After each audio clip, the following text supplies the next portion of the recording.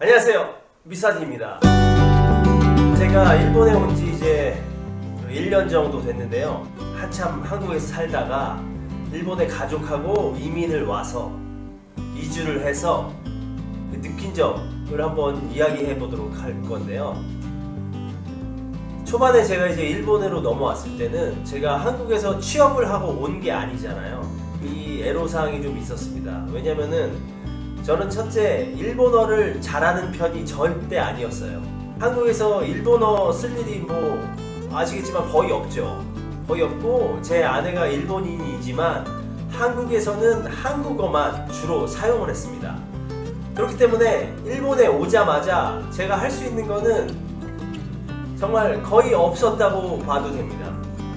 그래서 처음에 무엇을 했냐, 말하자면 한국의 뭐 종로구청, 그럼 구청에서 하는 문화센터라고 할까요?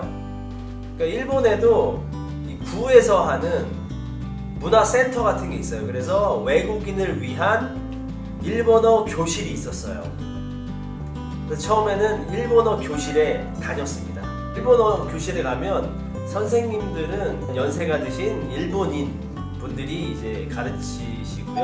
그리고 학생 수는 보통 한 클래스에 한 5명 정도 해서 뭐 많게는 7, 8명까지 그렇게 이제 레벨별로 모여서 수업을 하게 되는데 일주일에 한 번 합니다.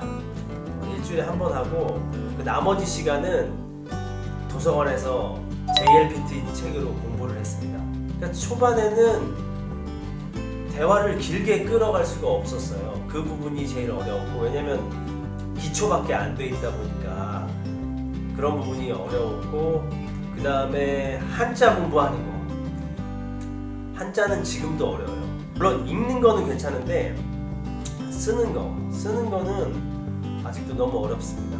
일본어 공부를 하면서 느낀 점은 처음에 JLPT를 하는 게 정말 중요하다고 생각합니다.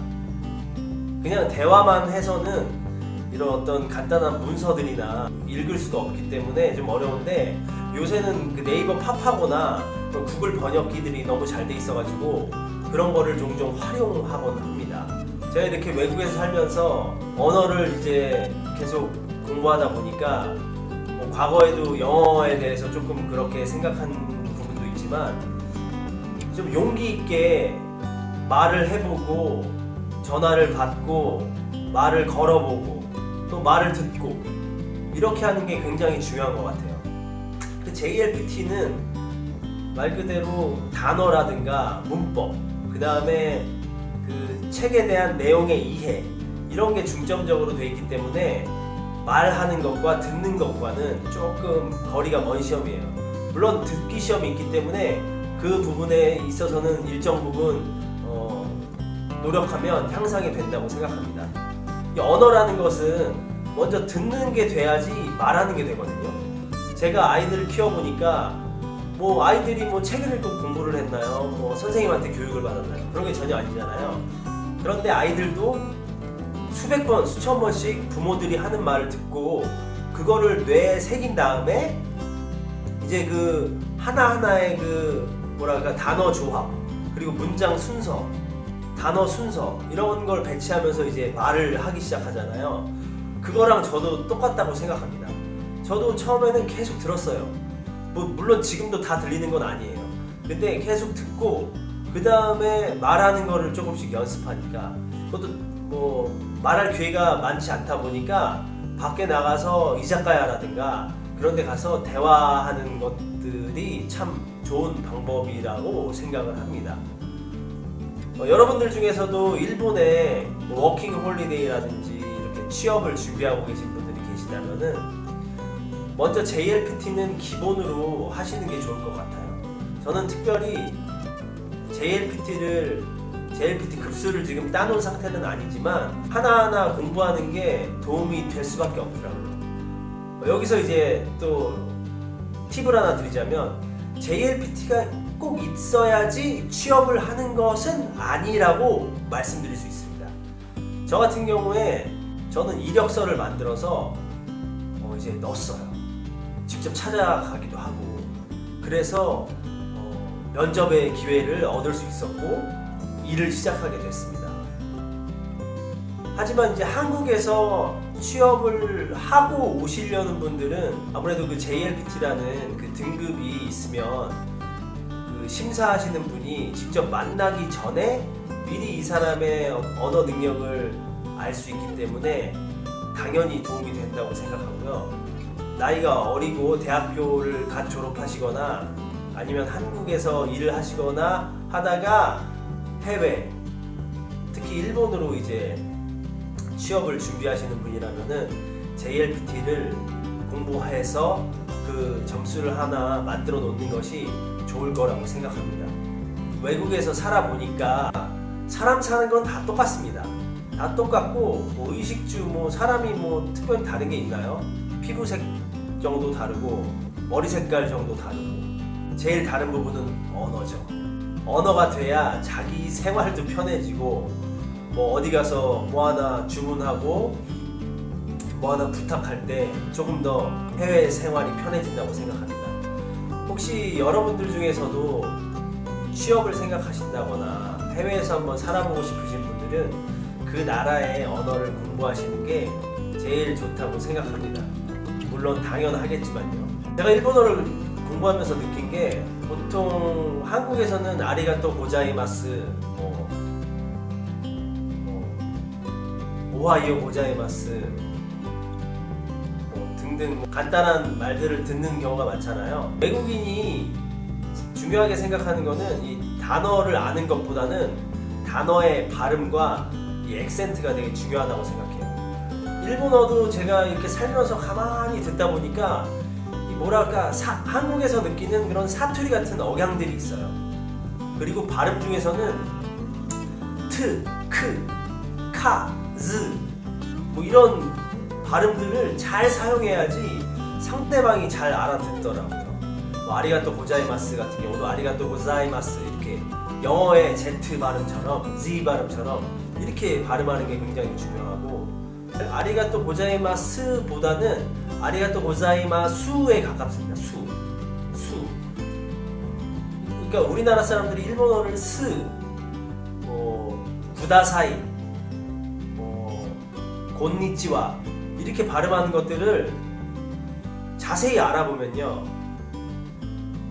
쿠다사이, 콘니치와 약간 이런 스타일이에요. 그러니까 이 바람 소리, 카카 이런 소리를 좀 중요하게 좀 인지하면서 좀 중요하게 생각하고 심도 있게 이렇게 습득하는 게 중요하다고 생각합니다. 저도 아직 너무 부족해서 하루하루가 일하면서도 말이 여기까지 나왔다가 들어갔다 하고요. 머릿속에서도 막 문장을 만들기도 하고 뭐 좀 익숙해진 말들은 뭐 그냥 잘 나오기도 합니다만은 그런 부분이 중요하다고 생각합니다. 본인이 어느 정도 일본어가 된다고 생각하시면 지금은 물론 코로나 때문에 이제 어렵지만 이제 시간이 지나서 이제 그게 좀 더 좀 부드러워졌을 때 일본에 직접 오셔서 그런 뭐 특별히 대기업이 아닌 이상은 회사에 직접 찾아가는 것도 저는 좋은 방법이라고 생각해요. 이력서를 만들어서 그 현지어, 일본 같은 경우에는 일본어로 그 면접을 준비할 수 있으면 기회가 찾아올 거라고 저는 생각합니다. 꼭 해외에서 취업할 때 대기업에만 취업해야 된다는 법은 없잖아요. 처음에 하다못해 뭐 음식점이라든가 작은 사무실에 들어가서 언어 능력이라든지 자기의 업무 실력을 키운 다음에 이직을 하면 되니까 자기가 이제 그런 꿈을 갖고 있고 외국에서 한번 살아보고 싶다 이런 생각을 하시는 분들은 그렇게 과감하게 도전을 해보셨으면 좋겠습니다. 일본에 살면서 물가라든가 특별히 이제 비싸다고 느끼는 적은 잘 없고요. 교통비가 좀 비싼데 교통비 같은 경우에는 특별히 개인적으로 이동하는 거 아니고서 회사에 출퇴근하거나 이런 것들은 일본은 교통비가 다 지급이 됩니다. 다만 이제 한국에서는 저는 차를 가지고 다녔는데 일본에서는 차를 가지고 다니려면 주차장이 필요하고요. 주차장이 보통 한국 돈으로 25만 원에서 한 40만 원 정도 매달 내야 돼요. 이게 상당히 부담이 되는 거예요. 월세도 내야 되지. 거기에 주차비까지 내려고 하면 또 차만 있으면 되는 게 아니고 보험도 내고 해야 되니까 보험료는 사실 그렇게 비싸지는 않습니다만 그런 짜잘한 돈들이 이제 합쳐지면은 한 달에 큰 뭉텅이의 돈이 되기 때문에 그런 거는 일단 당장 필요 없고 그래서 지하철 생활을 하고 있습니다. 카쉐어링을 하면은 하루에 한 7시간 정도 사용하면 일본 돈으로 한 6,000엔 정도 되거든요. 그러니까 한국 돈으로 한 7만 원 정도 조금 넘을 것 같은데 그 정도 금액이면은 가족하고 나들이 가기에는 좋은 것 같습니다. 오늘은 오랜만에 이렇게 조용히 앉아서 이제 한번 이야기해봤는데요. 궁금한 게 있으시면은 저한테 질문해 주셔도 됩니다. 제가 이제 1년 조금 넘었으니까요. 일본에 산지 어느 정도는 알려드릴 수 있을 것 같고 시간이 지나다 보니까 경험자가 됐는데 여러분들께 도움을 드리고 싶습니다. 채널이 도움이 되셨다면 좋아요와 구독 부탁드립니다. 감사합니다.